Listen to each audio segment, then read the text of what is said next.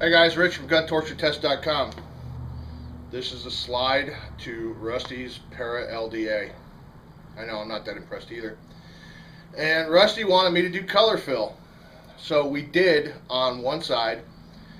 And we were going to do a video tonight. I was going to do a video on something else. And he said, well, why don't we just do a video on the color fill? And I'm like, you know what? That's a great idea. Because I've been, the last 3 videos or whatever, I think it's just been all talk and no stuff. So this way you can learn how to do some color fill. And so I'm going to do it on this. This applies across the board. It doesn't matter what kind of gun you do it with. Okay, the minor differences are what you choose to do the color fill with, and the finish that's already on the gun, the texture of the finish. And I'll get into that in a couple minutes. So here is the side we've already done. Now, if you can, it's not gonna translate well, the video on that side. The engraving is the etching is very, very small, but you know, it's actually got 2 coats of paint in it. This is the side that we're going to do. That should come out a lot more noticeable, okay? And you know, because there's a lot more there, so it should come out a lot more noticeable. So I'll be back in a minute, and when I come back, I'll be set up, and you know, we'll watch this happen. All right, the first thing you'll notice is I'm wearing gloves, and I'm not wearing gloves because I'm a sissy. I'm wearing gloves because we're going to clean this slide. We're going to clean this metal as much as possible, and we don't want to transfer any of our own oils or dirt that's on our hands to the slide while we're painting, okay? So the first thing I'm going to do is I'm going to take some mineral spirits. Okay, you can get this at any hobby store. They're odorless. I use a lot of this stuff. I also paint Warhammer 40K miniatures. There's my geek credentials. So I use a lot of this stuff. This is good stuff. So the first thing I do is use a little bit of mineral spirits.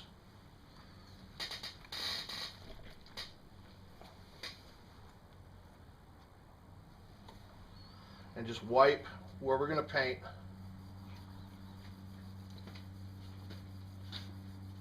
As much as possible. Okay, you see there's still some crud, you know, so you want to get as much of that stuff off the gun, off the metal as you can, okay?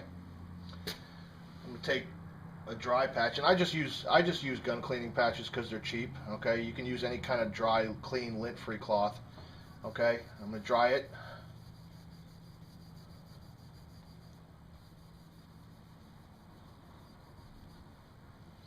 And then I'm going to go back over it with 91% isopropyl rubbing alcohol, okay? The higher percentage it is, the less water is in it, okay? So this is pretty high power stuff. I think it's the highest percentage you can buy over the counter or without being a doctor or something. Now earlier when I was doing the other side, Rusty asked me, well, why'd you do mineral spirits and rubbing alcohol? There's no real reason for this, okay, other than that I'm kind of OCD, so I just like to do it both ways. Makes me feel better. Okay, so again, just go over this area where we're going to paint, and you still got a little bit of stuff that even the mineral spirits didn't pull up. A couple of dry patches. Although with rubbing alcohol, it's going to evaporate real fast. You're basically just watching it evaporate now.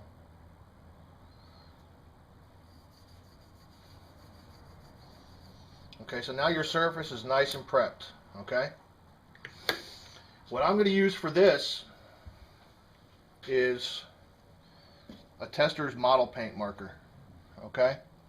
I use paint markers, or I use actual Tester's model paint, okay, with brushes. It depends on what I'm using or what I'm painting.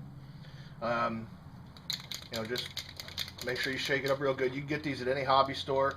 I think this one, you know, these are like $5 a piece. The paint pens are. The model paint, you know, $1.50, $2 a little bottle. Okay, shake it up real good.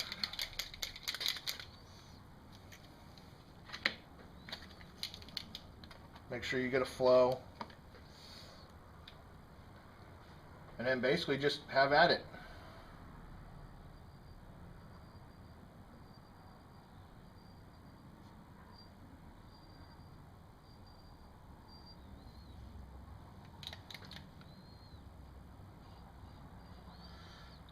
Now in most cases, especially on a gun like this, you're going to want to do 2 coats. So what I'm going to do is I'm going to cut the video. I'm going to let this part tack up a little bit, remove it, and then I'm going to do the 2nd coat, and I will come back to the video when I'm removing the 2nd coat so you can see the final product.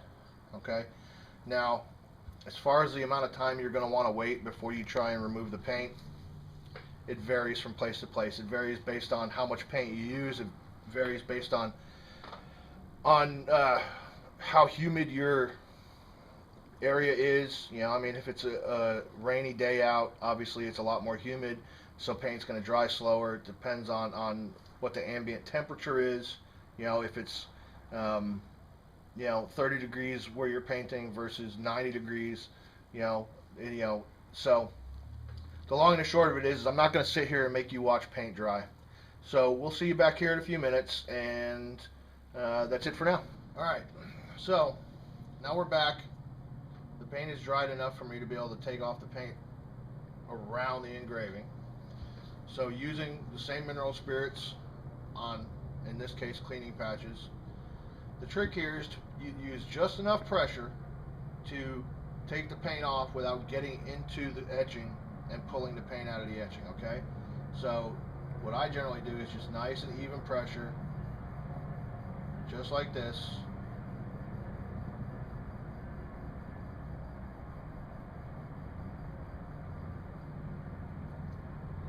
See how much paint came off?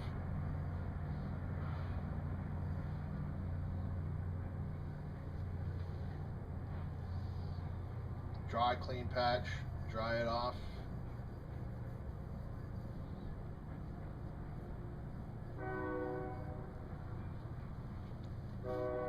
And there we have it.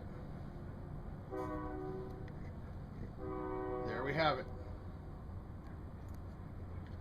Now I'm going to come back here in a couple minutes and we're going to talk about some stuff, and I'll go into a little more detail on a couple of things, but that's really basically it, guys. See you in a minute. Alright, so you see how easy that was? The other day when Rusty asked me about it, he's like, hey, how hard would it be to color in my the etching on my gun? I'm like, it'd be easy. And he's like, oh, okay, when secretly what Rusty was thinking was, there's no way it's as easy as Rich is making it sound.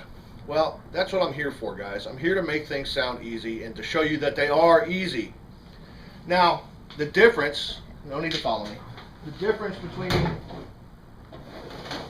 Rusty's Para and, you know, maybe this AR, there's some differences here because the finish on the AR is rougher, okay? And obviously the engraving is a lot more pronounced, so you're going to get a lot more paint in there, but it's also going to be more of a pain in the ass to take it off, okay? Especially around the lines. But it can be done.